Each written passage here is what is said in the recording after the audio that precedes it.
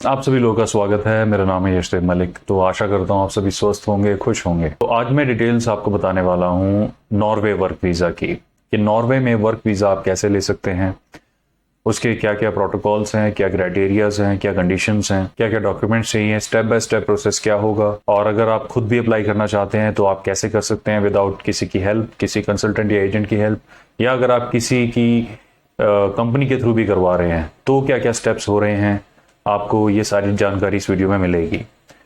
तो जानकारी शुरू करने से पहले मैं एक बार अपनी तरफ से कंडोलेंसेस और श्रद्धांजलि देना चाहता हूं उन जवानों की जो चाइना बॉर्डर पर थोड़े दिन पहले शहीद हो गए थे। मैं उन सभी, आप जैसे कि आप सभी इंडियन आर्मी की बहुत रिस्पेक्ट करते हैं, हम सभी करते हैं, और मैं उन सब सिपाहियों को, सभी के सभी बॉर्डर पे जितने भी तैनात हैं, उन सबको दिल से सल्यूट करता हूं, उनकी दिल से उनकी सेहत की, अच्छी लाइफ की कामना करता हूं। नॉर्वे वर्क वीज़ा आसान भी है और मुश्किल भी है, और इसकी एक अच्छी बात भी है, एक बुरी बात भी है। नॉर्वे वीज़ा में सबसे अच्छी बात क्या है कि जब भी आप बाहर काम ढूंढते हैं या आपको काम मिल जाता है, कंपनी आपको एम्प्लॉय कर देती है, तो overwhelming majority of the companies would like to apply your case by themselves, यानी वो कंपनीज खुद चाहती हैं कि वो आपका केस अप्लाई करें इंस्टेड ऑफ यू। तो ये तो गुड न्यूज हो गई, काफी सारी ऐसी कंपनीज हैं, जबकि बाकी देशों में ऐसी कंपनीज बहुत कम है, नॉर्वे में काफी ज्यादा है। बैड न्यूज क्या है? एम्प्लॉयमेंट मिलना थोड़ा टफ है, ये है बैड न्यूज। लेकिन इसका मतलब ये नहीं कि आपको बिल्कुल हताश हो जाना है कि मेरे को एम्प्लॉयमेंट नहीं मिल सकती और सारा अपना ट्रस्ट खो देना हर एक के ऊपर।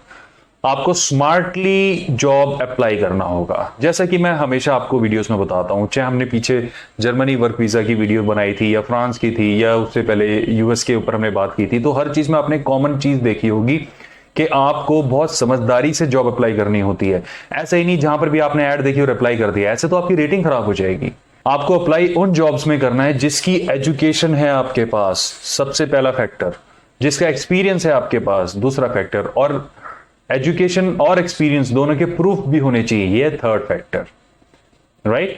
कि आपके पास जहां पे आपने जॉब की है उसका एक्सपीरियंस लेटर हो, वर्क लेटर हो, सर्टिफिकेट हो, कुछ भी हो, और जहां से भी आपने एजुकेशन कंप्लीट करी है वो डिग्रीज हो, मार्कशीट हो, सर्टिफिकेट हो, ठीक है। इसके अलावा जैसे वो अगर मान लीजिए हिंदी में है तो उसे इंग्लिश में ट्रांसलेट कराना है, किसी और लैंग्वेज में भी है, पंजाबी में है या मराठी में है या बंगाली में है, किसी भी लैंग्वेज में है, तो आपको उसे इंग्लिश में ट्रांसलेट कराना है, ये ध्यान रखना होगा आपको। और ट्रांसलेट भी आपको ऑथराइज्ड ट्रांसलेटर से करवाना है, ऐसे ही किसी से नहीं करवाना। जिसके पास रजिस्ट्रेशन हो गवर्नमेंट का, वो अपना स्टैंप लगाएगा कि I am the authorised translator from this language to this language and this is my registration number, उससे आपने इसे ट्रांसलेट कराना है। तो ये थे इसके इनिशियल स्टेप्स। नॉर्वे के लिए इन पर्टिकुलर गवर्नमेंट ने कोई ऐसा पोर्टल नहीं दिया हुआ, जैसे जर्मनी का मैंने आपको बताया था कि आप एकदम से जाके अपनी जॉब ढूंढ सकते हैं, लेकिन बहुत सारे ऑनलाइन पोर्टल्स अवेलेबल हैं जहां आप अपनी प्रोफाइल के अकॉर्डिंग जॉब ढूंढ सकते हैं। तो देखिए, अगर आप अपने पैसे बचाना चाहते हैं, आप चाहते हैं किसी एजेंट के पास मुझे नहीं जाना, लाखों रुपए खर्च नहीं करने, और मैं खुद करना चाहता हूं या चाहती हूं, तो समय देना होगा। आप समय दीजिए इंटरनेट को, गूगल पे जाइए, याहू पे जाइए, किसी भी वेबसाइट पे जाइए, और वहां पे आपको काफी सारे पोर्टल्स मिलेंगे जो आपको जॉब देंगे। ओके, तो आपको सबसे पहले जॉब ढूंढनी है, वही तीनों फैक्टर जो हमने अभी एक्सप्लेन करे थे डिटेल में साथ, उसके अकॉर्डिंग्स में जब आपको जॉब, जो भी रिलायबल जॉब्स आपको दिखती हैं, आप अप्लाई कर देते हैं, और वहां से जब जवाब आ जाता है तो एक इंटरव्यू सेटअप होता है। उस इंटरव्यू में भी आपको बड़ा ही नॉर्मल, कॉन्फिडेंट और बी योरसेल्फ, फेक नहीं बनना है। फेक बनने का मतलब क्या है कि मुझे ये चीजें अच्छी नहीं लगती लेकिन मैंने फ्लो में बोल दी।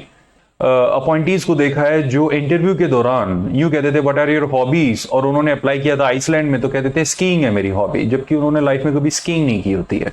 ट्रस्ट मी, वो आपसे कोई टेक्निकल क्वेश्चन बीच में पूछ लेंगे, फिर प्रॉब्लम आएगी। वो ये बोल देंगे कौन सा स्की बोर्ड यूज करते हो, कितने इंचेस का, कौन सी कंपनी का है, किस मटेरियल से बना है, बताइए, फंस गया। तो इसलिए ब्लफ नहीं करना है, बी योरसेल्फ, ओरिजिनली बोलना है, जी मेरी हॉबीज है, चाहे कुछ भी हो। हॉबी अच्छी बुरी नहीं होती है, हाँ, जब तक वो किसी को नुकसान ना पहुंचाए और कोई इलीगल ना हो। ऐसा नहीं कि मेरी तो ड्रग्स लेने की हॉबी है, ऐसा नहीं। हॉबी का मतलब कुछ भी हो सकता है। जी मेरी हॉबी है अकेले बैठ के म्यूजिक सुनना, दैट्स इट। मेरी हॉबी है क्लासिकल म्यूजिक सुनना, मेरी हॉबी है नई नई डिशेस ट्राई करना, बनाना। मतलब my hobbies are to cook something for myself. Okay, ऐसी ऐसी आपको लैंग्वेज अपनी बना के रखनी है, पहले से इसकी प्रैक्टिस करनी होगी। क्वेश्चंस पूछे जाते हैं आपकी प्रोफाइल से रिलेटेड, जिसमें आपकी पर्सनैलिटी आती है, आपकी एजुकेशन आती है, आपका वर्क आता है, आपकी फैमिली आती है और आपकी बैकग्राउंड आती है। ये सारी चीजें वो आपसे पूछ सकते हैं। बहुत सोचना नहीं है, आई टू आई कॉन्टैक्ट मेंटेन करके रखें, क्योंकि 99% जो इंटरव्यूज होते हैं, 90% से भी ज्यादा वो वीडियो कॉन्फ्रेंसिंग के थ्रू होते हैं। कुछ रेयर हैं जो फोन पे होते हैं। जरूरी नहीं है कि मुझे 100 के 100 आंसर पता होने चाहिए, हो सकता है एक आधा मुझे नहीं भी पता है, तो मैं पोलाइटली एक्सेप्ट करूंगा, I am really sorry, I do not know the answer, या आई कैन नॉट से। हालांकि इसकी नौबत नहीं आती है। जब आपकी जॉब लग जाती है तो 90, जैसे मैंने बताया कि 90% से ज्यादा कंपनी जो है वो खुद कहती हैं कि हम आपका रेजिडेंस परमिट अप्लाई कर देंगे। अब रेजिडेंस परमिट क्या होता है? देखिए, नॉर्वे वर्क वीजा अप्लाई करने से पहले आपके पास रेजिडेंस परमिट होना मस्ट है। ये एक कंडीशन है नॉर्वे की, आपके पास रेजिडेंस परमिट होना चाहिए। अगर आपके पास रेजिडेंस परमिट है तो आप वर्क वीजा एप्लीकेशन फाइल कर सकते हैं। और रेजिडेंस परमिट में क्या क्या चाहिए? बहुत आसान होता है, बिल्कुल मुश्किल नहीं होता। जैसा मैंने बताया, काफी सारी कंपनीज तो खुद ही कर देती हैं। अगर आप खुद भी करना चाहते हैं तो वो भी कर सकते हैं, नहीं तो आप अपील कर सकते हैं जो भी कंपनी आपको हायर कर रही है कि मैं आपको ऑथराइज करता हूं, मैं एक पावर ऑफ अटॉर्नी आपके नाम देता हूं, आप मेरा केस जो है आप प्रिपेयर कर लीजिए, जो डॉक्यूमेंट चाहिए मैं अपनी तरफ से आपको देने के लिए तैयार हूं। सिंपल। अगर आप उनके थ्रू कराना चाहते हैं, खुद कराना चाहते हैं, तो उस केस में पासपोर्ट हो गया, फॉर्म जैसे मैंने बताया वो हो गए, आपकी अकाउंट स्टेटमेंट हो गई, आपका जो इनकम टैक्स रिटर्न है वो हो गया, आपके वर्क सर्टिफिकेट्स हो गए, आपके जो एजुकेशनल सर्टिफिकेट्स हैं वो हो गए, साथ में आपकी मेडिकल रिपोर्ट हो गई, साथ में इसमें कोविड-19 की भी रिपोर्ट लगेगी, और उसके अलावा पुलिस क्लियरेंस सर्टिफिकेट चाहिए होगा कि आपके पास ऐसा कुछ नहीं है, मतलब कोई आपका क्रिमिनल रिकॉर्ड नहीं है। उसके साथ साथ नॉर्वे ने कुछ पॉलिसीज बनाई हुई हैं कि नॉर्वे में एक सैलरी होती है, उससे नीचे अगर आप सैलरी लेते हैं तो आपकी एप्लीकेशन एक्सेप्ट ही नहीं होती। कितनी अजीब सी बात है। हर कंट्री में ये होता है। आपको पता है इंडिया में भी एक मिनिमम वेज वाला लॉ है जो कोई फॉलो नहीं करता। इंडिया में मिनिमम वेज वाला लॉ क्या कहता है exactly, I am not very much sure, लेकिन 11,000 मिनिमम इनकम है इंडिया में किसी भी इंप्लॉय के लिए, फुल टाइम इंप्लॉय के लिए। आप उसको 11,000 से नीचे पैसे नहीं दे सकते। लेकिन यहां पे क्या कोई फॉलो करता है? कोई नहीं करता। नॉर्वे में करना पड़ता है। इसलिए तो वहां पे ह्यूमन डेवलपमेंट इंडेक्स इतना हाई है, क्योंकि वो इन छोटी छोटी चीजों को बहुत सीरियसली लेते हैं। और एक्चुअल में छोटी चीजें नहीं है, बहुत सीरियस हैं। अगर आप किसी को मिनिमम वेज पे हायर करते हो ना, तो आप गरीबी को घटाने में एक डायरेक्ट सपोर्ट देते हो। तो वहां पर ये लॉ है, आपको अपना पूरा एम्प्लॉयमेंट लेटर सबमिट कराना होता है। उसमें आपके आवरली, वीकली, मंथली सारे के सारे वेजेस क्लियर शब्दों में लिखे होते हैं, और वो मिनिमम वेज से नीचे नहीं होने चाहिए। इनफैक्ट जिस भी पोजीशन के लिए आपको हायर किया गया है वो उस पोजीशन के अकॉर्डेंस में सैलरी होनी चाहिए। यानी आप अगर किसी मैनेजमेंट लेवल की जॉब पे गए हैं तो क्लर्क लेवल की सैलरी नहीं होनी चाहिए, ये उसका मतलब होता है। अगर ऐसा डिस्क्रिपेंसी उनको लगता है तो आपकी एप्लीकेशन एक्सेप्ट ही नहीं होती, और हो भी गई तो वो रिफ्यूज हो जाती है। तो इन चीजों का नॉर्वे बहुत ध्यान रखता है, इसलिए उसे डेवलप्ड कंट्री कहा जाता है। ये सारे डॉक्यूमेंट्स जब आपके पास हो जाते हैं, ये सारे डॉक्यूमेंट्स अप्लाई करके आप रेजिडेंस परमिट ले सकते हैं। अब अप्लाई कहाँ करना है? अगर आप खुद कर रहे हैं तो वीएफएस के थ्रू भी रेजिडेंस परमिट मिल जाता है। आप वीएफएस के थ्रू भी अप्लाई कर सकते हैं, या फिर नॉर्वे एम्बेसी या कॉन्सुलेट जहां पर भी आप रहते हैं, आप वहां पर भी डायरेक्ट एप्लीकेशन सबमिट करा सकते हैं। कोविड-19 के दौरान काफी चेंजेस आए एप्लीकेशन सेंटर्स में। तो पहली बात तो अभी तो क्लोज्ड है विंडोज। जब भी फ्यूचर में आप अप्लाई करेंगे, इसकी एग्जैक्ट इंफॉर्मेशन आपको दे दी जाएगी at the time of application कि आपको कहां जमा कराना है, क्योंकि कुछ चेंजेस आने की उम्मीद है, फ्यूचर में आ सकते हैं। तो रेजिडेंस परमिट आपको मिल गया।